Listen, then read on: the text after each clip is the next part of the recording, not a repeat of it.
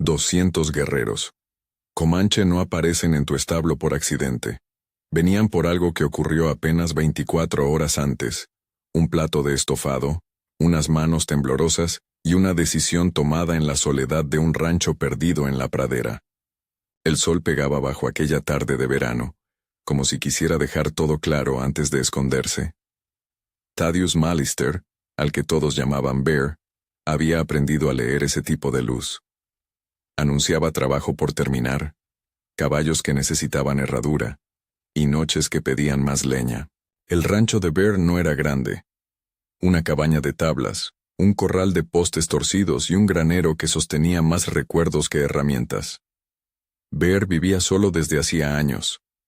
Había memorias en cada esquina, el sillón donde su mujer cosía, la silla vacía en la mesa, y en una caja de latón junto al fogón, una fotografía empañada con la sonrisa de lo que había sido su familia.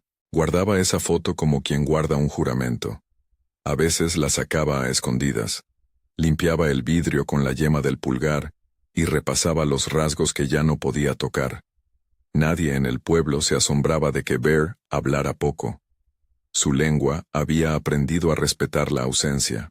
Aquella mañana, Bear se dobló sobre el arroyo detrás del corral, porque la vida en un rancho se mide en pequeñas tareas repetidas: rellenar cubos, atar sogas, revisar cercas. El agua corría perezosa entre piedras lisas. Fue un ruido pequeño el que rompió el ritmo, algo como ropa rozando la maleza. Alzó la vista, y la encontró, una niña, no mayor de 10 años, encorvada y temblando en la orilla del arroyo. Su vestido ceremonial, adornado con cuentas y un collar de hilos que reflejaban la luz, estaba rasgado, empapado y embarrado. Había barro seco en las rodillas y polvo bajo las uñas. Sus ojos grandes y humedecidos se fijaron en Bear con una mezcla de miedo y esperanza que él conocía muy bien. Había visto esa mirada antes. En otra vida, en otro rostro. Bear podía haber seguido su camino. Podía haber ignorado la silueta frágil, pensado en los murmullos de Cletus Hardwell, en la prudencia que exige un hombre que ha visto disparos demasiado cerca. Pero algo en la niña, quizá la inclinación de su cabeza, quizá el temblor en el labio, le recordó a una pérdida que no llevaba nombre y que aún dolía como un filo viejo. Había en Bear una ley que no se rotulaba en palabras. Primero alimenta, luego decides.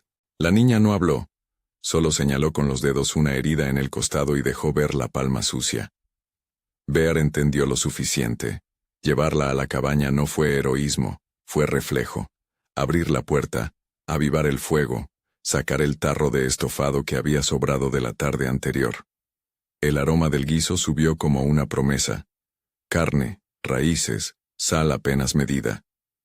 Ella se acercó sin atreverse a sentarse, y cuando Bear le ofreció una cuchara, tomó el primer bocado como si la lengua recordase algo olvidado. Mientras comía, Bear observó las cuentas que sobresalían entre la tela rota. Eran piezas redondas, pequeñas, teñidas de colores que la suciedad no había logrado apagar. Cerca del cuello, un collar simple, tejido con hilos viejos, colgaba en un nudo que sugería más costumbre que lujo. Bear no sabía nada de jerarquías tribales. Solo supo que las cosas ceremoniales se heredan y se cuidan. Aquello no era mera decoración, era identidad. Había otra cosa en la cabaña que pareció resonar con la niña: la fotografía sobre la mesa. Bear la había dejado a la vista sin decidirlo del todo, como si la imagen tuviese la capacidad de contar un paisaje interior que las palabras no podían alcanzar.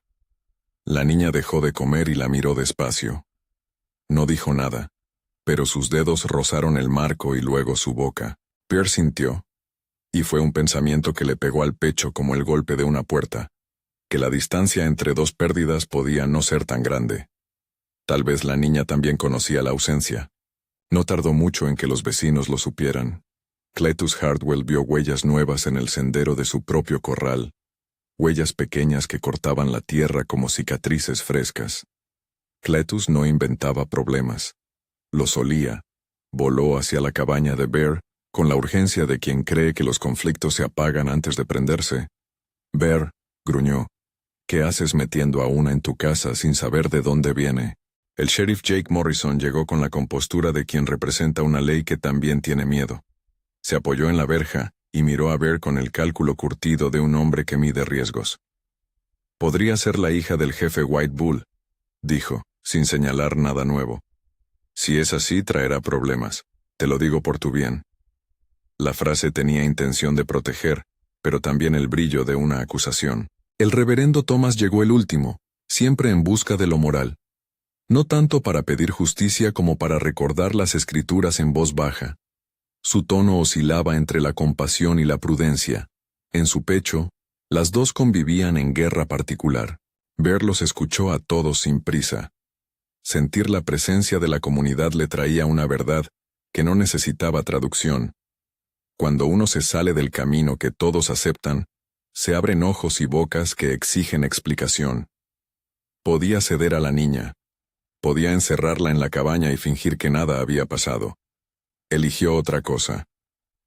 Se queda aquí esta noche, dijo, sin alardear de valentía, sin pedir que lo comprendiesen. Solo enunció una decisión. Cletus apretó los labios. ¿Y si vienen por ella? ¿Y si vienen buscando sangre? Bear no respondió. Dentro de la cabaña, la niña dormía envuelta en una manta vieja. Su respiración era pequeña y contenida. Bear la miraba desde la penumbra y pensaba en su propia tragedia, un vacío que los años no curaban.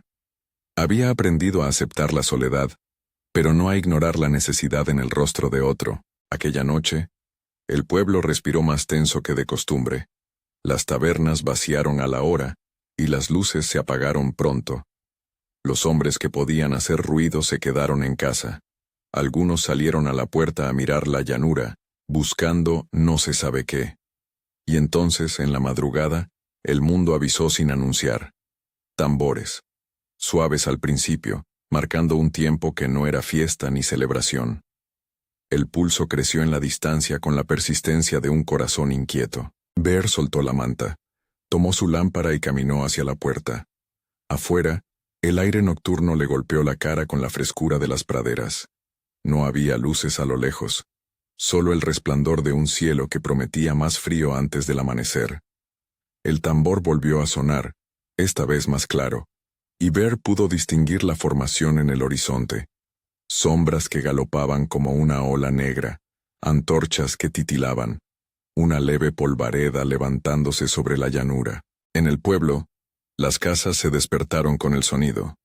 Cletus maldijo y cerró su puerta. El sheriff llamó en voz baja a los hombres que consideraba necesarios.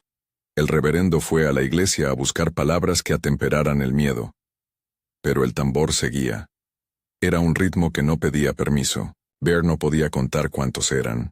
20, 100, 200. La pradera se había convertido en un vasto espejo donde las formas se multiplicaban hasta volverse implacables. Y entonces, en la línea donde la oscuridad encontraba la luna, apareció una figura que hizo que el aire se volviera más denso. Un hombre montado que se adelantó al resto y se detuvo, como quien abre una puerta al mundo. No llevaba el hierro del ejército ni las galas de un desfile. Su presencia tenía la calma y la gravedad de alguien a quien se escucha por todo lo que lleva en la espalda. Rostro dibujado por la exposición al sol, mirada que no esquivaba. Si el pueblo tenía un nombre para esa mirada, era White Bull. White Bull bajó de su caballo con una manera tranquila, ceremoniosa, con la seguridad de quien representa no solo a un hombre, sino a siglos de costumbre. No habló de entrada. Hizo un gesto que en su cultura debía tener sentido. Al pueblo le pareció una leve inclinación de cabeza. A su alrededor los jinetes se asentaron, formando un semicírculo de sombras contra la inmensidad de la llanura. Cuando finalmente habló, lo hizo a través de un intérprete cuya voz medía cada sílaba con el cuidado de quien sabe que las palabras mal traducidas cuestan vidas. ¿Dónde está la niña? Bear salió. Dejó la puerta abierta y alzó en alto un pedazo de tela como quien presenta un documento. Era solo un retazo de sarga comido por el uso, pero para él era un juramento. La fotografía apareció como objeto secreto, y Bear la colocó sobre la mesa al descubierto para que cualquiera pudiera verla. Las palabras que White Bull dijo a continuación no fueron de ira, al menos no al principio. Su voz abrió una observación medida.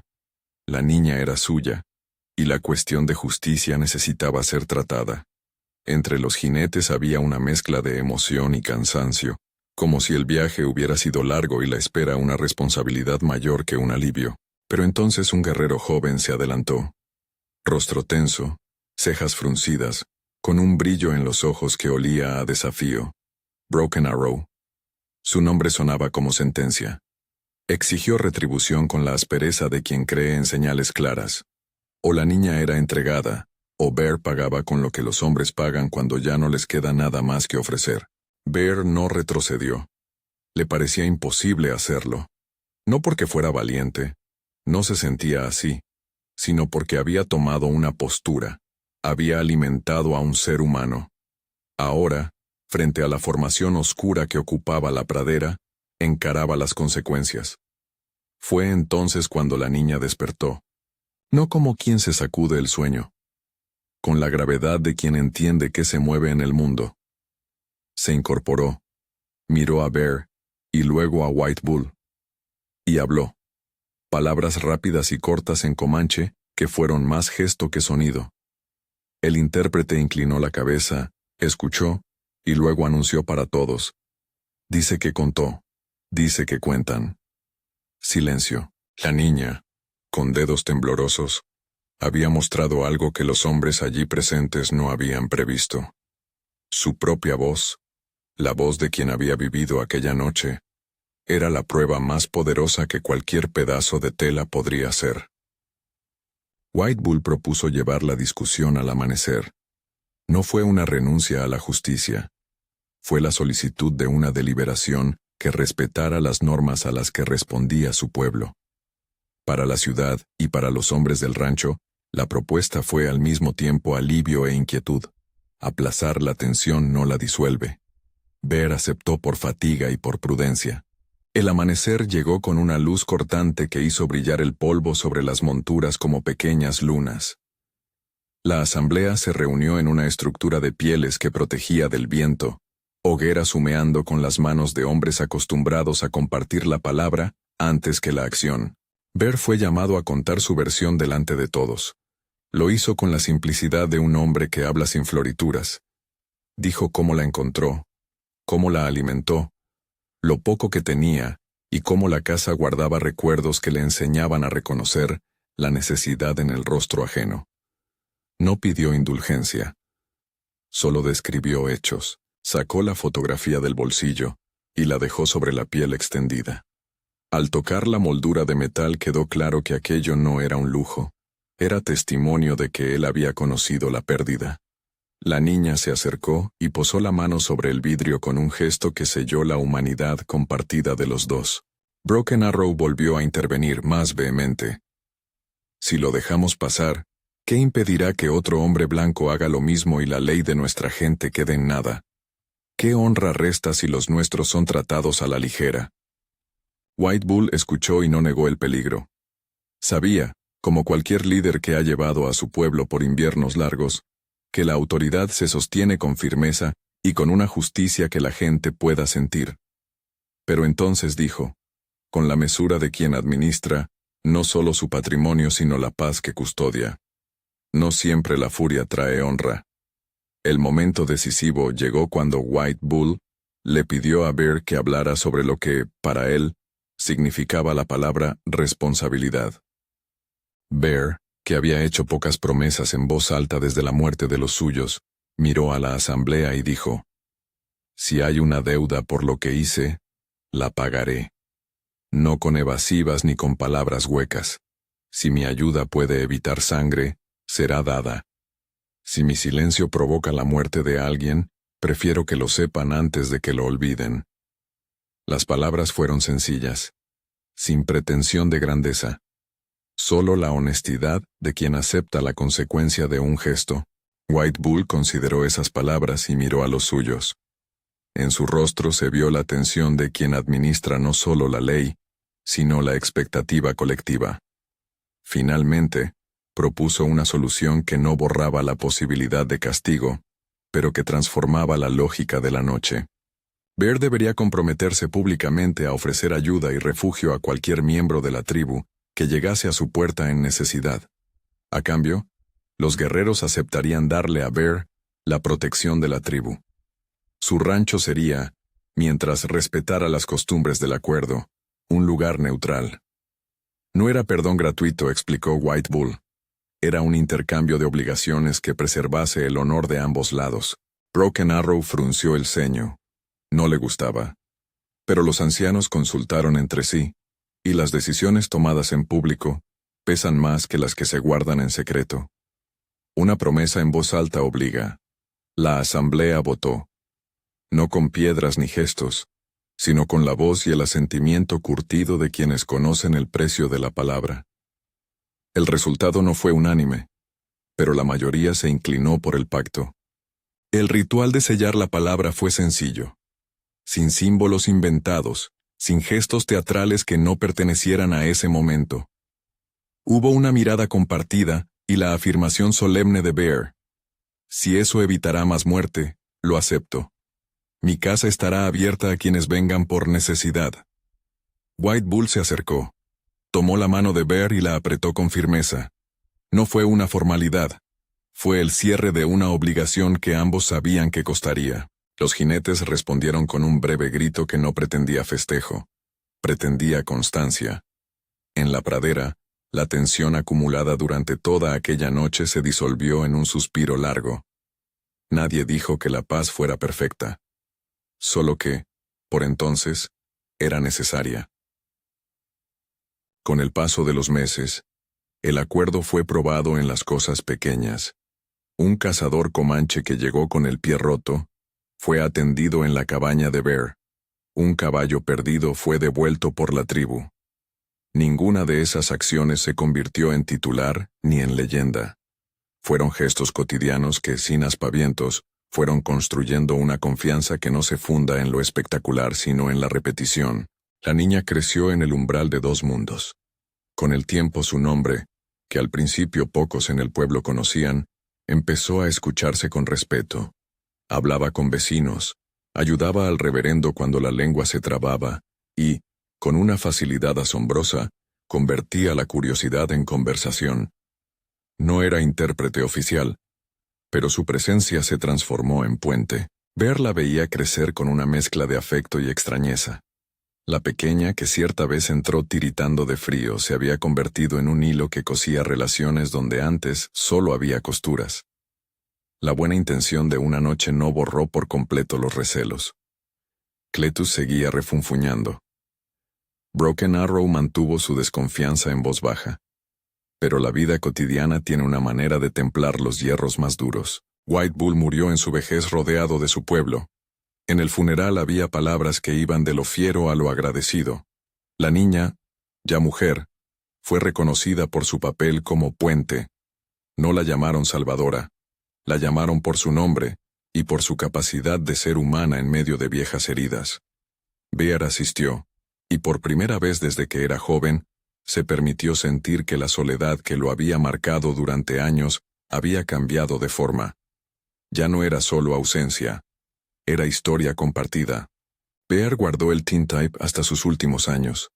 Lo limpiaba con cuidado y a veces lo mostraba a quien preguntaba. No lo usaba para justificarse. Lo usaba como recordatorio de que las pérdidas que cargaba en la cabaña eran un lazo invisible que le impedía volverse insensible ante el dolor ajeno. El pedazo de tela que había sostenido la noche de la asamblea quedó enrollado en un cajón. Cuando lo mostraba a alguien, la frase que decía era siempre la misma. Esto nos hizo responsables. No era reliquia de triunfo, era marca de deuda pagada a medias. La noticia de aquella noche cruzó la pradera, y se transformó en relato que algunos llamaron leyenda. De vez en cuando alguien exageraba el número de guerreros, o añadía gestos heroicos que nunca ocurrieron. Pero la historia no necesitaba florituras. Ya era poderosa en su simplicidad. Un plato de estofado, un pedazo de tela, una fotografía empañada, y la decisión de un hombre fue suficiente para que el curso de varias vidas cambiara. Años después, sentado a la mesa larga de la cabaña, Bear contó la historia a un joven que venía de la ciudad buscando relatos antiguos. Dijo, con la honestidad que le era propia, que aquel día aprendió más de lo que enseñó. La misericordia, murmuró, no siempre abre puertas. A veces te coloca bajo la mirada de hombres que pueden pedir cuentas. Pero si no lo hubiéramos hecho, ahora habría menos personas para contarlo. El joven escuchó y no agregó nada. La lección se ofrecía simple y dura. 200 guerreros, esas sombras que una madrugada ocuparon la pradera, no llegaron por accidente ni solo por ira. Llegaron por una lógica de honor que hubo que entender. Esa comprensión, difícil, lenta, a veces dolorosa, fue lo que permitió que la sangre no se cobrara y que la protección se tejiera con palabras. Todo había comenzado con una niña temblando a la orilla de un arroyo, y un hombre que decidió simplemente no cerrar la puerta.